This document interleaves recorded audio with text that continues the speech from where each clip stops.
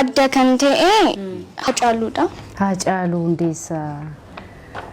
Tole kana akkamitti maal gootee akkasitti keessa dhuguma yoo Hacaaluu Hacaaluun utuma dura lubbuudhaan jiru moo erga Hacaaluun boqotee kana kaaste? Egaa boqotee kaasee jechuun artistii baay'ee jaallatudha. Ana qofa otoo hin ta'in uummanni kamillee baay'ee kan jaallatudha. Boleessi keenya Hacaaluun gootni keenya Hacaaluun Hacaaluu kanaan dura kaasuudhaaf na yaala waraqaa kan biraa irratti jechuun amma ka'ee yeroo gaafa ogummaa fakkii kana baradhee yeroon guddadhuufa fakkii makana dhaqee harkattiin kennaa kan jedhu yaadichi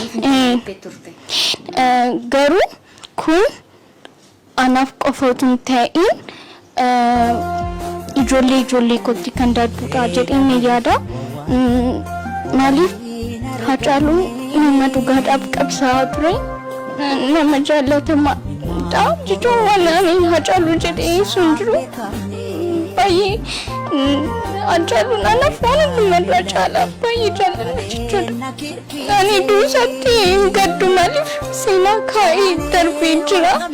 Seenaan kun immoo anaaf qofa otoo hin ta'in ijoollee kan biraatiif fakkeenya ta'uu danda'a jedhee ni yaada.